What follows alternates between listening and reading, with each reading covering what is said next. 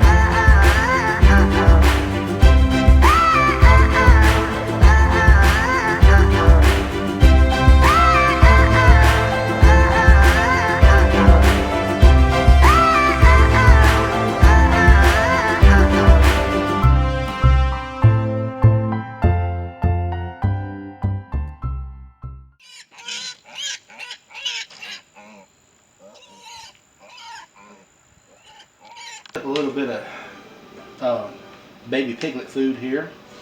Basically some milk supplemented oatmeal, whole oats, but I'm gonna add a little bit of these eggs to the mix, and we're gonna do that shell and all because pigs can digest the eggshells very easily, and it's really good for them.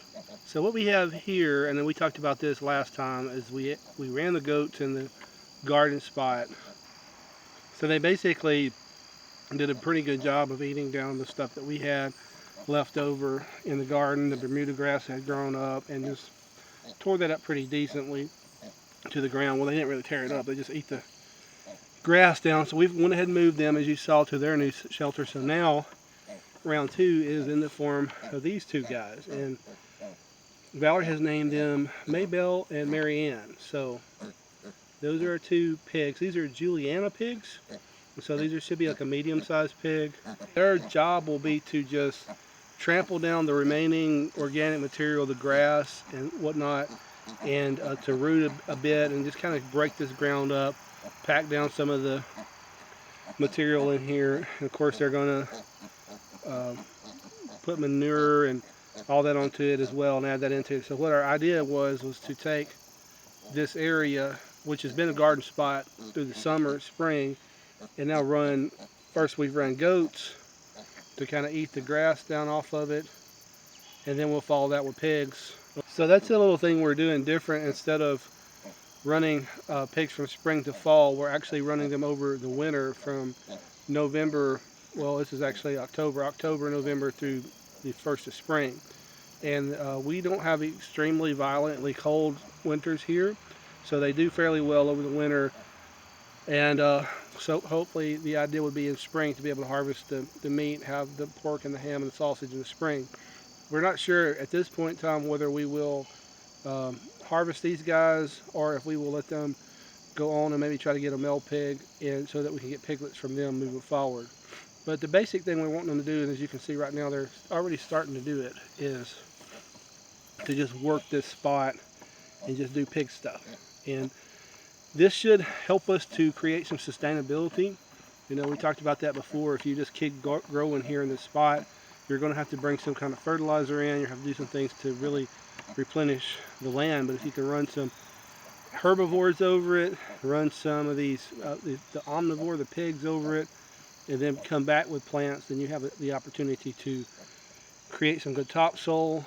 You know, hopefully the idea would maybe to even try to get to a no-till situation where we really don't even have to break the ground up, or minimally breaking the ground to plant seeds, and a really nice bed of topsoil for those seeds to grow us some food in. So basically what we're also doing, when you think about it, is we're growing vegetables spring and summer, and then we're growing meat from fall to winter on this same, I think it's about 50 by 25.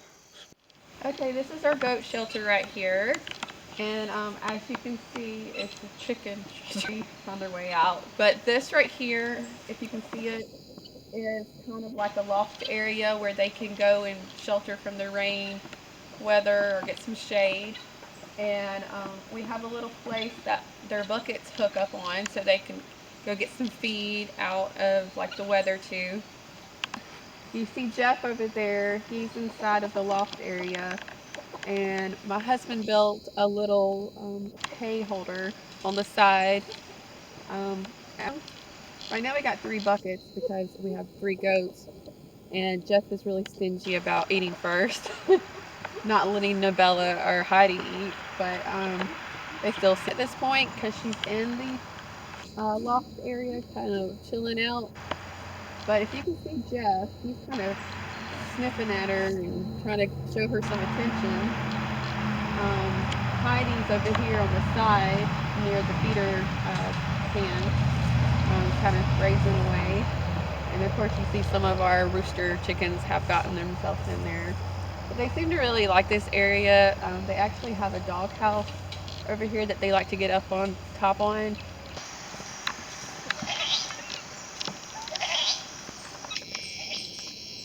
Okay, like Valerie said, we took, you may have seen this in other videos, we took the pallets and we put those together to kind of make the walls of the structure. I took a piece of 4x8 plywood for the top, roll roofing to kind of cover it and give it a little bit of weatherproofing from the rain. So this kind of made our goat structure. Almost everything here, with the exception I think of the plywood, we had around, so we kind of refurbished this, put this together, and made the goat structure here. So you may be wondering why I've got this giant tree laid in here. This just gives Jeff something to rub his horns against, and they like to chew on the bark. It also keeps me from pushing my fence and working on it so much. They like to rub their horns, especially the male goats do, kind of releases pheromones and whatnot to attract females, so that's what this is for. Right here is I took some of the fencing and just made a box and hung it. I've got just a Bermuda straw in there right there for them to eat. We've got some buckets down in the bottom for them to eat some feed with. So this was worked out pretty well for the structure, and I think they're really happy with the space. Chickens, they're fighting each other about chicken.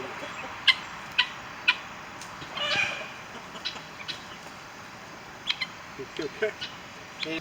So yeah, the goats are doing really well. The last time we had a video, we just had Jeff, and after that, maybe almost immediately after that video, we went and got Heidi and Bella, as you can maybe see them in the background.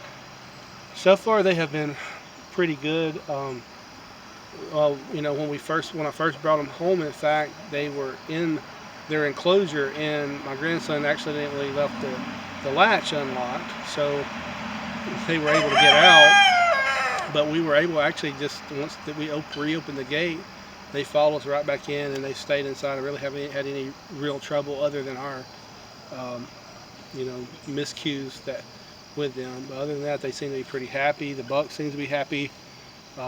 He's really good with us. He's way more like a pet than the. Okay, guys, I hope you enjoyed the video. Please tell us in the comments what you think. Positive, negative. We can learn from you. You can learn from us. That's what this channel is all about. Hit the subscribe button if you haven't already subscribed. Those of you who have subscribed, we really thank you for following our channel. Appreciate each and every one of you. Love each and every one of you. Hope you have a great week, month on your homestead. We'll see you next